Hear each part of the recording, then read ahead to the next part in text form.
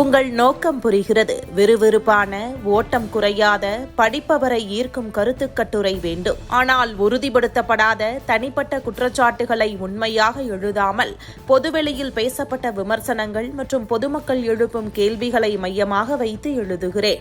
மாற்றம் என்ற ஒற்றை வார்த்தையை நம்பி மக்கள் வாக்களித்தார்கள். பழைய அரசியலுக்கு முற்றுப்புள்ளி வைப்போம் என்ற வாக்குறுதியை நம்பி ஆட்சியை ஒப்படைத்தார்கள்.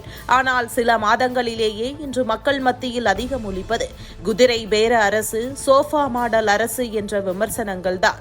ஆட்சியை அமைப்பது ஒரு சாதனை என்றால் அதை நிலைநிறுத்துவது நிர்வாக திறமையால் மட்டுமே முடியும்.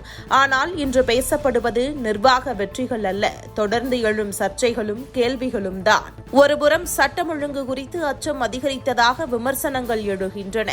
மறுபுறம் மின்வெட்டு குறித்து மக்கள் அதிருப்தி தெரிவிக்கிறார்கள். பெண்கள் பாதுகாப்பு, பாலியல் குற்றங்கள், முதலீடுகள், வேலைவாய்ப்பு, அன்றாட வாழ்க்கையை பாதிக்கும் பிரச்சினைகள் என மக்கள் பதில் எதிர்பார்க்கும் விஷயங்கள் நீள்கின்றன. ஆனால் அவற்றை விட சமூக வலைதளங்களில் வெளியாகும் ரீல்கள், விளம்பர வீடியோக்கள், பிம்ப அரசியல் ஆகியவையே அதிகம் பேசப்படுகின்றன என்ற குற்றச்சாட்டும் வலுத்து வருகிறது. இதற்கிடையில் முதல்வரை சுற்றிய திரைப்பட உலக செய்திகள், சமூக வலைதள விவாதங்கள், அவற்றை தொடர்ந்து உருவான சர்ச்சைகள் ஆகியவை ஆட்சியின் நிர்வாக செயல்பாடுகளை விட அதிக கவனம் பெற்றன.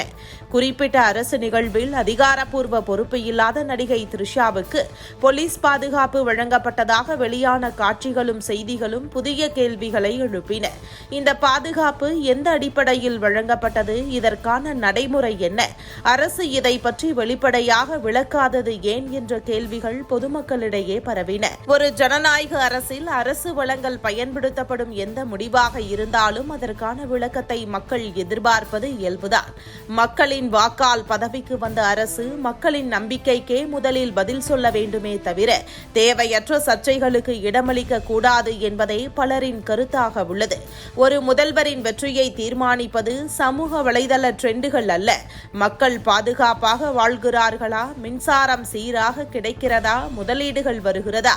வேலை வாய்ப்புகள் உருவாகிறதா? நிர்வாகம் வெளிப்படையாக செயல்படுகிறதா என்பதுதான். விளம்பரங்களால் ஒரு தேர்தலை வெல்ல முடியும், ஆனால் நிர்வாகத்தால் மட்டுமே மக்களின் நம்பிக்கையை வெல்ல முடியும்.